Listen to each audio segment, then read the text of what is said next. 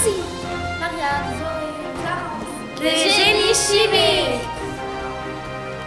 Bonjour, mon nom est Florence et mon équipe et moi allons vous présenter le métier d'ingénieur chimique.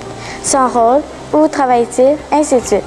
Bon, je dois vous laisser avec ma collègue Marianne car je dois finir mon expérience. Au revoir.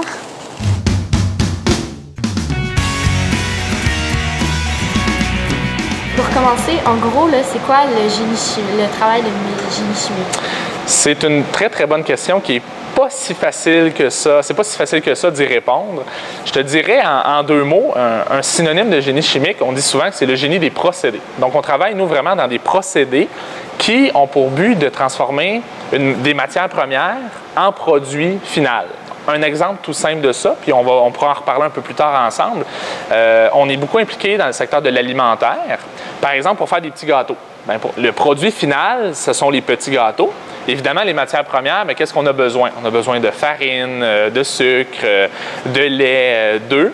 Donc, on a nos matières premières, on a nos produits finaux, les petits gâteaux, mais pour partir des matières premières et arriver au produit final, bien, ça prend un procédé. Il va falloir mélanger, il va falloir chauffer, il va falloir faire cuire, il va falloir pomper les pâtes dans des conduites. Donc, ça, c'est ce qu'on appelle un procédé. C'est vraiment dans ça que les ingénieurs chimiques travaillent. À la base, on sait que les génies chimiques travaillent souvent dans le laboratoire, mais est-ce que c'est toujours le cas? Autre excellente question. C'est vrai qu'on peut penser qu'à la base, on travaille beaucoup en laboratoire, mais ce n'est pas la réalité. Si on regarde les ingénieurs, la grande majorité d'entre eux vont travailler vraiment en industrie, donc vraiment en usine, parce que les procédés, ce n'est pas des choses qui se passent tellement en laboratoire. Donc, oui, il y a un peu de travail de laboratoire pour certains ingénieurs, par exemple ceux qui vont se spécialiser, je pense, au niveau de la recherche.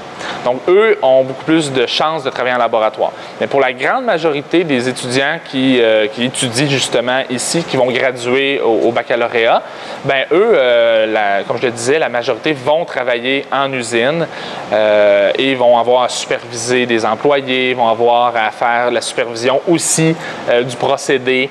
Donc, il n'y a pas tant de travail en laboratoire que ça.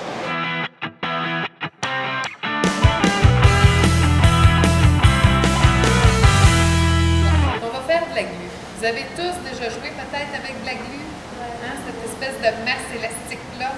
Alors, je vais vous montrer comment on fait. Vous allez pouvoir le faire après. Vous allez ouvrir votre petit pot avec le couvercle blanc.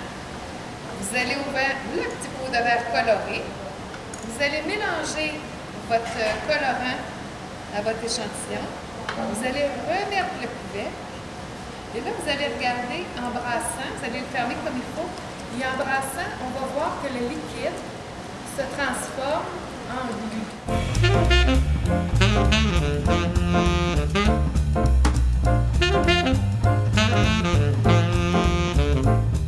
C'est vraiment devenu un solide ici. Ça ressemble effectivement à du jello, hein? Oui, tout à fait. Selon vous, ça serait quoi le monde sans génie chimique?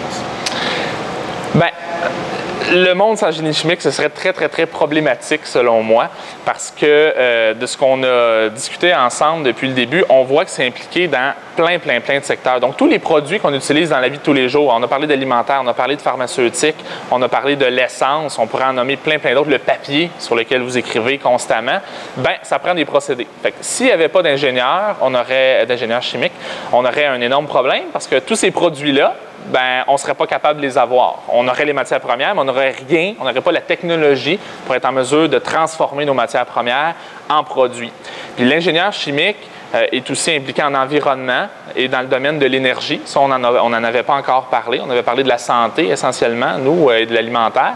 Mais au niveau de l'énergie, hein, c'est une préoccupation vraiment grandissante. La réutilisation de l'énergie, la minimisation de l'énergie qu'on consomme à tous les jours. Donc, pour les ingénieurs chimiques, les défis sont nombreux actuellement et le seront dans le futur. Donc, selon moi, c'est vraiment une profession d'avenir parce que l'environnement, l'énergie, la santé, l'alimentaire, ce sont toutes des préoccupations que dans 10, 15, 20 ans seront encore actuelles, selon moi.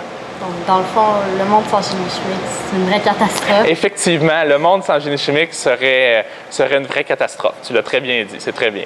Bien, merci d'avoir répondu à mes questions. Ça m'a fait plaisir. Merci beaucoup. Merci de nous avoir écoutés, mon équipe et moi. J'espère que vous avez appris plein de choses sur l'ingénieur chimique et son travail. Merci!